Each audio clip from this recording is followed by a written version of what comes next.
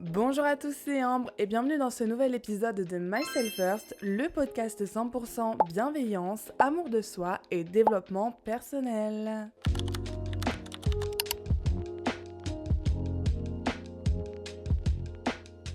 J'espère que vous allez bien, en tout cas moi ça va, puisqu'on se retrouve pour un épisode sur l'amour, les contes de fées et comment trouver son prince charmant, parce que oui, cet épisode est la suite de celui sur les crapauds. Il y a quelques semaines, je vous ai expliqué comment reconnaître un crapaud et comment s'en débarrasser, mais maintenant je vais vous expliquer comment reconnaître un prince charmant et comment l'attirer. Donc si tu commences à perdre foi en l'amour, cet épisode est fait pour toi.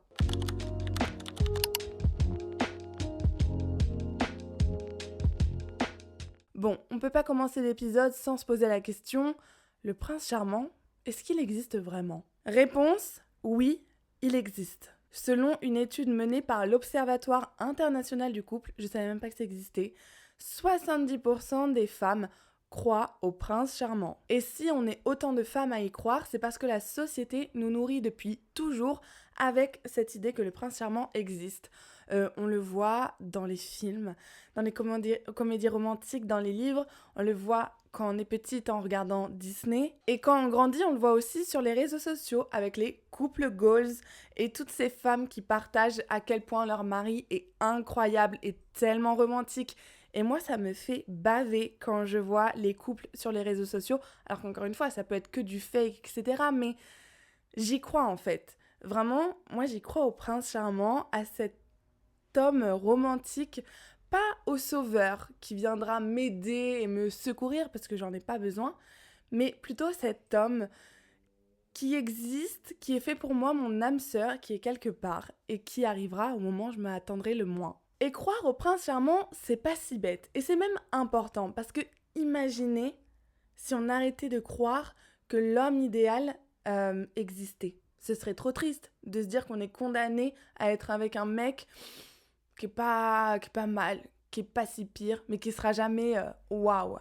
Donc non, moi j'ai envie qu'on croie toutes et tous au prince charmant ou à la femme de nos rêves. Mais même si le prince charmant existe, j'aimerais apporter une nuance parce que la vie, c'est pas un conte de fées. Spoiler alerte, ton prince charmant n'est pas parfait. Peut-être qu'il aura pas un salaire à 5 chiffres, des yeux bleus comme l'océan ou un corps d'Apollon, mais ton prince charmant, il sera charmant pour toi. Peut-être qu'il aura une calvitie, peut-être qu'il aura un peu de bide, peut-être que ce sera pas le plus fut-fut, mais il te fera tellement rire. Il te rendra tellement heureuse. Et peut-être qu'il cochera pas tous les standards, mais ce sera quand même lui, ton prince charmant. C'est pas parce qu'un homme n'est pas parfait sur tous les points qu'il n'est pas charmant. Tous les princes ont des défauts, et d'ailleurs s'il était parfait, encore une fois, je pense qu'on s'en lasserait. La perfection, elle vient de nous. Elle vient de notre regard, de notre manière de voir les choses. Si je regarde un homme en me disant que c'est un mec bien, malgré ses erreurs, malgré ses faux pas, parce que c'est la vie, des fois, les gens, ils nous blessent, mais ils n'ont pas l'intention de nous blesser et ils s'excusent et ils font en sorte de se racheter.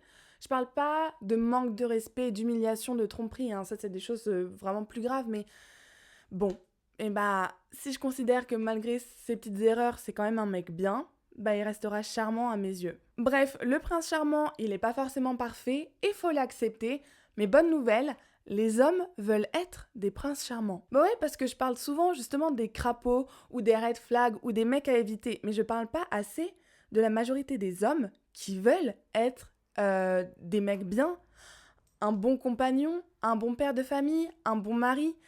Il y a plein d'hommes qui n'attendent que ça. Tous les hommes ne sont pas mal intentionnés. Je pense qu'il faut juste trouver le bon au bon moment, et je vous jure qu'un mec, quand il est vraiment amoureux, quand il a décidé de s'investir pour une fille, et si tu veux savoir comment faire s'engager un homme, d'ailleurs je te renvoie à une vidéo que j'ai fait il y a pas longtemps, je te mets le lien en bio, mais quand un mec décide vraiment de faire les choses bien, il fait les choses bien. T'es traité comme une princesse, t'as des compliments, il te soutient dans tes projets, il te fait sentir bien dans ta peau. Il te voit comme la 8e merveille du monde, et je vous jure que des hommes comme ça, il y en a plein. C'est juste que on tombe sur 10 crapauds avant de tomber sur un prince charmant. Et des fois, on a un prince charmant devant nous, et on sait pas comment le gérer, et on le laisse filer. Bref, c'est pas parce qu'on vit pas dans un royaume et que la vie c'est pas un conte de fées que le prince charmant n'existe pas. C'est juste qu'il correspond pas à l'image qu'on s'en fait.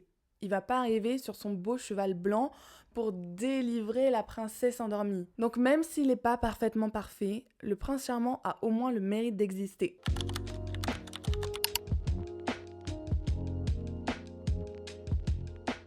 Comment reconnaître un prince charmant ? J'ai fait 2 épisodes où je vous ai expliqué tous les red flags qui existaient chez les hommes et je vous mets encore une fois le lien en bio. Mais maintenant, je vais vous parler des green flags. Ces petits gestes qui traduisent la sincérité d'un homme ou qui sont, voilà, vraiment, s'il fait ça avec toi ou s'il te dit ça, c'est que c'est les signes d'une relation saine. Le premier green flag, c'est qu'il est clair sur ses intentions. Fuis-moi, je te suis-moi, je te fuis. C'est drôle 2 minutes, ça peut faire partie un peu du jeu de séduction, mais tu pourras jamais arriver à une relation stable avec un mec qui n'est pas clair sur ses intentions, qui sait pas ce qu'il veut, qui souffle le chaud-froid. Non, un green flag, un prince charmant, un homme avec un grand H, il sait ce qu'il veut. Si c'est pas toi, il va te le dire, il va te le faire comprendre. Mais si c'est toi, crois-moi qu'il va vouloir s'engager très vite. Il va vouloir faire les choses bien tout de suite. Il va pas te sexualiser.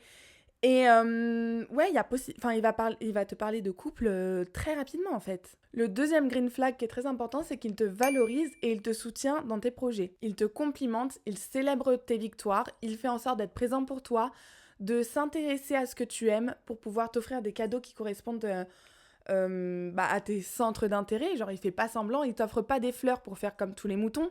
Il va t'offrir ton livre préféré, il va t'emmener voir ta comédie préférée. Enfin bref, il va vraiment faire en sorte que tu te sentes unique, spécial, choyé, aimé, valorisé encore une fois. Et surtout, il va pas avoir peur de le faire en public. Pour lui, voilà, t'es la plus belle créature du monde et il veut que tout le monde sache à quel point il a de la chance d'être avec une femme comme toi. Il n'a pas peur que tu réussisses, il en est fier et il veut faire partie de tes projets. Mais moi, je vous jure, je rêve d'un mec qui écoute mes podcasts, qui s'y intéresse vraiment, parce que jusque-là, ça n'a pas été le cas. Le dernier mec à qui j'ai parlé, encore une fois, genre, il a jamais écouté un épisode. Ah si, il m'a appelé à 5h du matin. J'espère qu'il va écouter cet épisode, parce que maintenant, je sais qu'il écoute. Il m'a appelé à 5h du matin, ce matin, alors que ça fait 1 mois qu'il est bloqué, pour me dire, voilà, déclaration d'amour et tout. Bon, il était un peu bourré, mais il m'a dit qu'il avait écouté les épisodes. Sauf que c'était les épisodes où je parlais de lui. Du coup, comme je faisais que cracher sur sa gueule, bah voilà, il a dit c'était pas cool. Mais bon, c'est pas grave, au moins il a écouté mes épisodes. Et ça, c'est important, parce que ma chaîne de podcast, c'est mon projet, et c'est moi, et j'ai envie d'un mec qui s'intéresse à ce que je fais, et qui écoute vraiment mes épisodes. Troisième green flag, il fait des efforts. Encore une fois, ton prince charmant, il a pas besoin d'être parfait. Mais tant qu'il essaye d'être meilleur, et de ne plus fauter comme il le faisait, et ça c'est green flag. Imagine ton mec il sait pas comment communiquer parce que personne lui a appris à communiquer et que dans sa famille tout le monde refoule les émotions, donc il sait pas gérer tes émotions. Et du coup ça te fait du mal.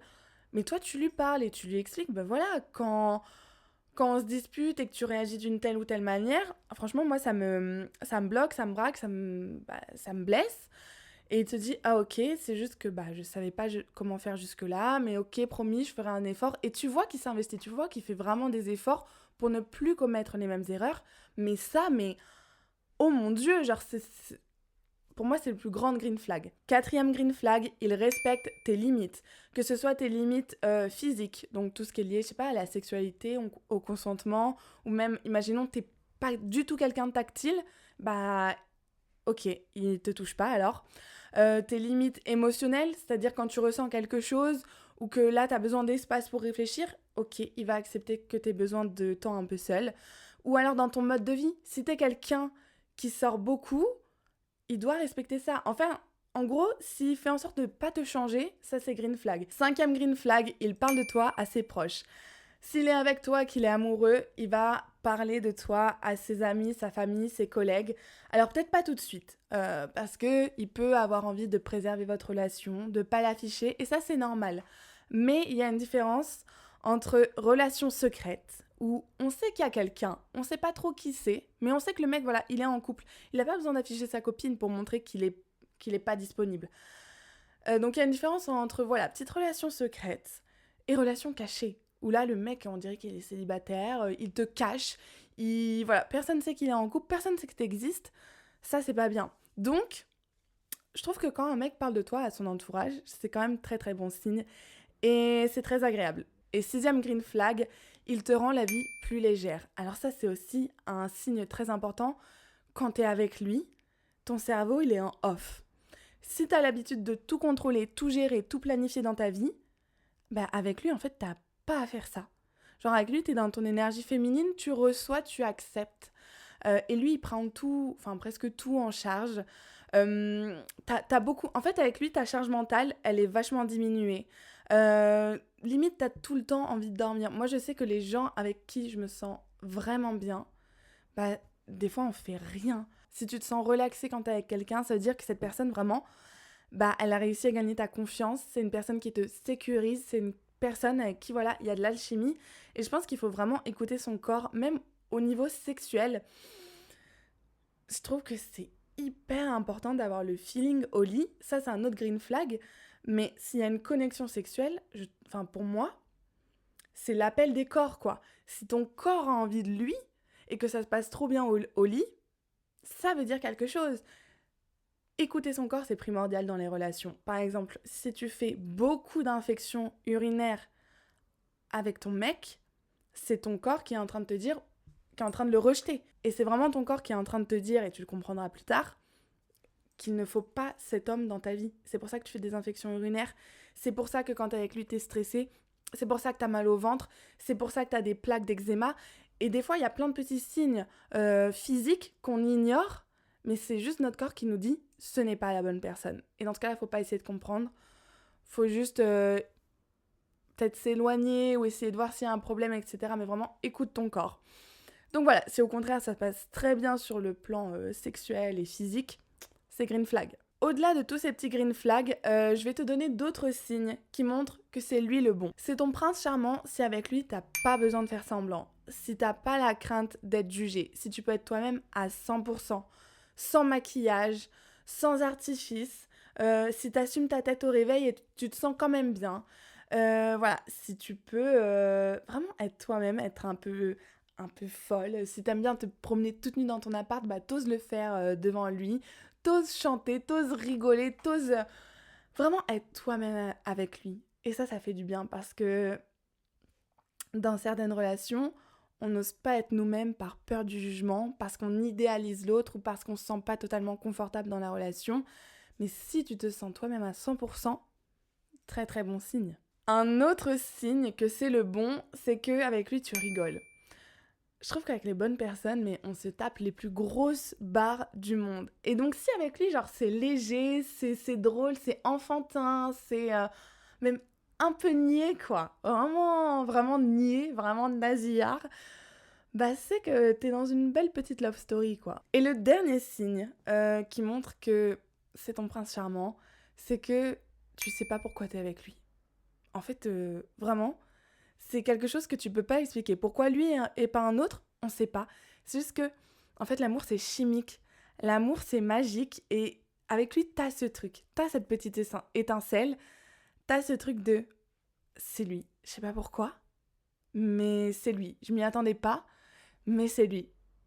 Et donc ça, je pense que c'est un signe de juste, en fait, ton intuition. Écoute ton cœur, écoute ton intuition. Au fond de toi, si c'est vraiment le bon, tu le sais. Donc, fais-toi confiance là-dessus.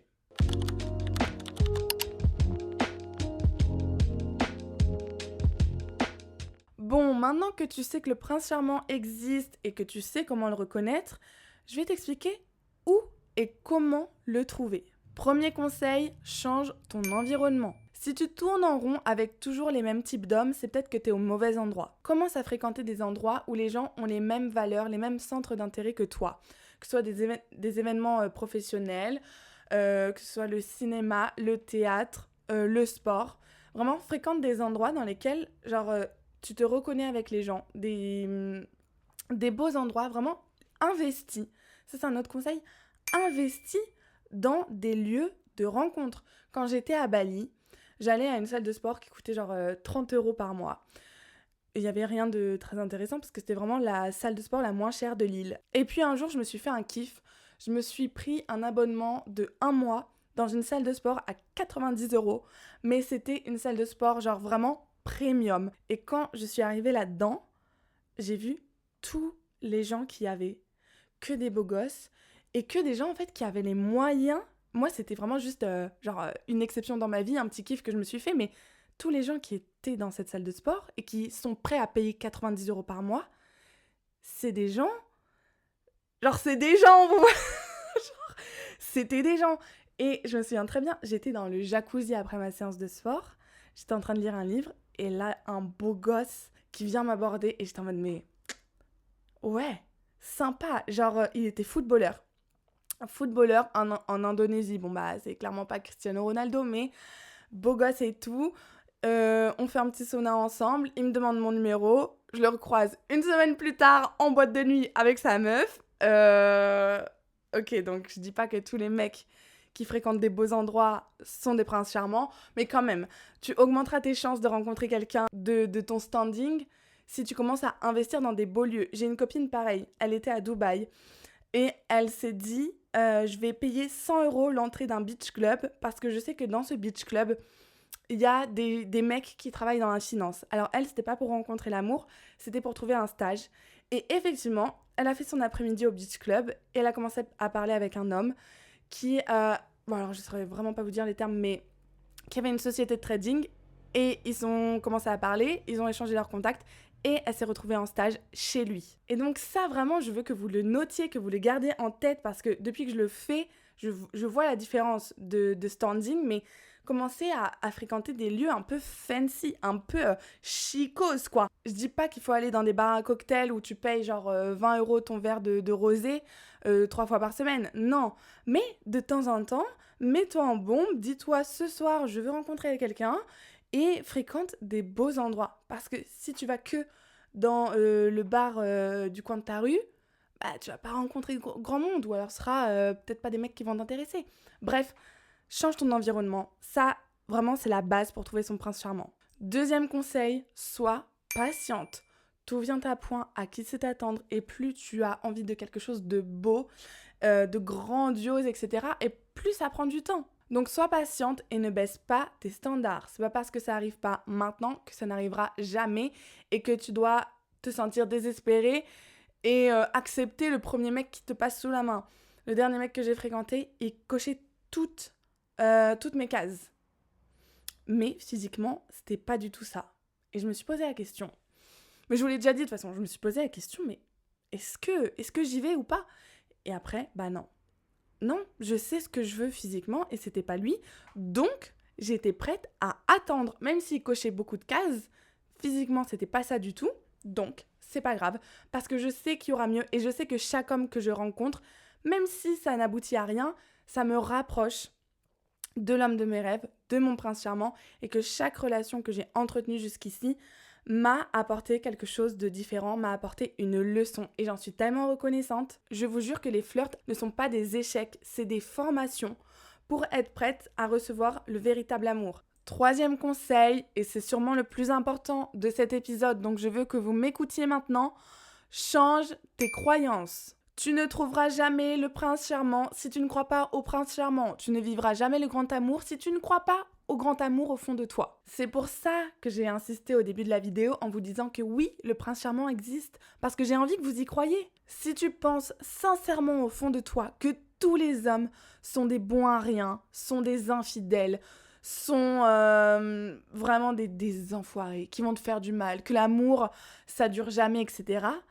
et bah, tu vas renforcer ces croyances en attirant des hommes qui vont te montrer que effectivement c'est tous des connards. Et le meilleur exemple pour illustrer ça, c'est ce qui est arrivé à The Wizard Liz. Pour ceux qui ne connaissent pas, c'est une fille qui donne des conseils autour du mindset, voilà, comment devenir la meilleure version de soi-même, etc. Et en fait, dans ses vidéos, elle dit toujours qu'on ne peut pas compter sur les hommes, que les hommes, ils sont lâches, que les hommes...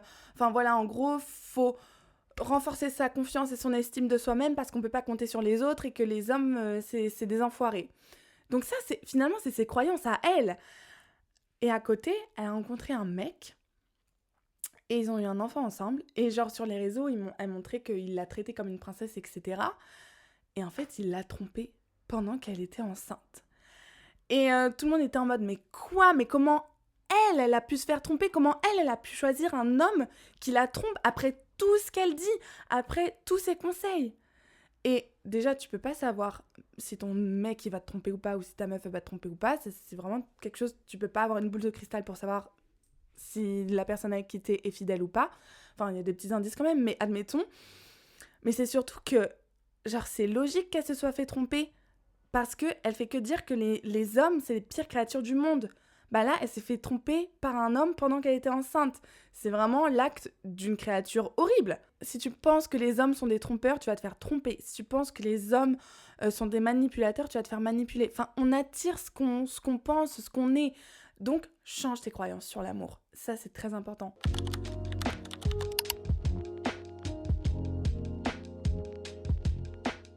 Pour la dernière partie de ce podcast, je vais t'expliquer comment attirer ton prince charmant. Parce que là, tu sais que le prince charmant existe. Tu sais comment le reconnaître. Tu sais où le trouver.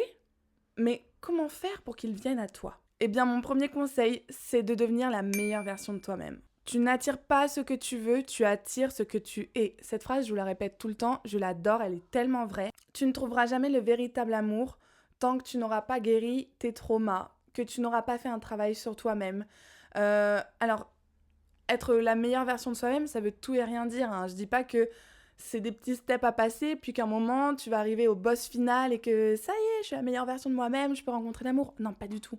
Tu peux rencontrer l'amour à tout moment de ta vie, mais ce que je veux dire, c'est là où il y a eu des blocages dans tes relations précédentes, c'est là où il faut que tu travailles. Si dans tes anciennes relations, tu tombais que sur des mecs qui t'ont trompé, fais un travail autour de la tromperie, de l'infidélité. Est-ce que tu as eu des histoires dans ta famille autour de ça?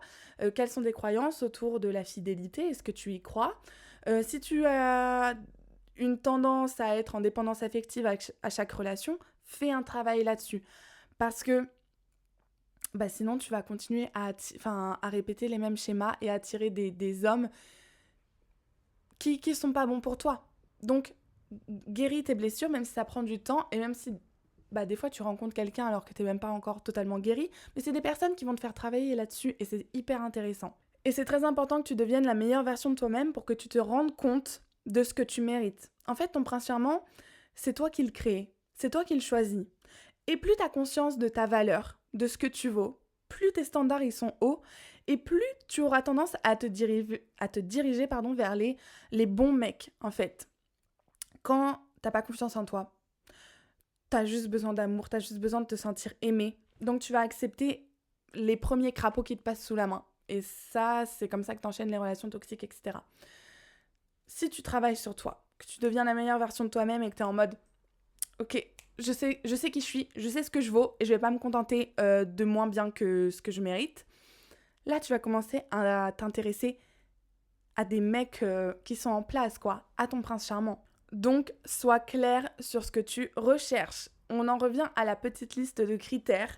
Je te dis pas qu'il faut faire vraiment genre un tableau Excel avec tous tes critères physiques, financiers, psychologiques, etc. Genre, t'as pas besoin de faire un portrait robot de l'homme de ta vie pour le rencontrer. Mais vraiment, fais une petite liste des critères qui sont hyper importants pour toi. Genre, les 5 choses que, genre, si le mec, il a pas ça, c'est pas possible. Moi, je pense que si tu fais une liste de critères de tout ce que tu recherches chez un mec, fais en sorte de correspondre à ces critères. Parce que c'est tellement culotté de vouloir un mec ambitieux alors que toi, t'as aucun projet. Tu veux un mec qui a des tablettes de chocolat, mais toi, tu fais pas de sport. Tu veux un mec qui est hyper intelligent, mais toi, tu te cultives pas. Enfin, genre, encore une fois, on attire ce qu'on est. Fais en sorte d'avoir les mêmes, de correspondre aux critères que tu recherches chez les autres. Et le dernier conseil pour trouver son prince charmant, c'est de se transformer en princesse. Pour ça, il faut que tu cultives ton énergie féminine. Je sais que j'avais déjà dit que je ferais un épisode là-dessus, mais j'ai encore du mal à l'écrire. Enfin, je sais pas, j'ai encore un peu de problème avec l'énergie féminine. Pourtant, c'est un conseil qui est très important. Mais l'idée autour de l'énergie féminine, énergie masculine, c'est que dans une relation hétéronormée, de base dans notre société, etc., la princesse, la femme, c'est celle qui reçoit, qui accueille, qui est dans la gratitude, dans la relation. Hein. C'est pas parce que t'as une énergie féminine dans ta relation amoureuse qu'au travail, tu peux pas être dans ton énergie masculine. L'énergie masculine qui est celle de l'action, de la proposition.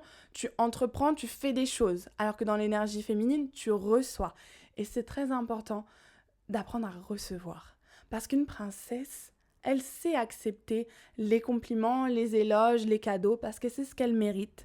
Et que quand on te complimente, t'as pas besoin de faire un compliment en retour direct. Ou alors pire, si un homme te complimente, ne lui dis pas « Ah mais non mais pas du tout, attends tu trouves que je suis belle? Non mais regarde comment je suis grosse, etc. » Ou comment je suis mal habillée, ou comment je pue, ou j'en sais rien. Mais si un homme te fait un compliment, accepte le compliment parce que tu le mérites. Ensuite, une princesse n'accepte pas le minimum.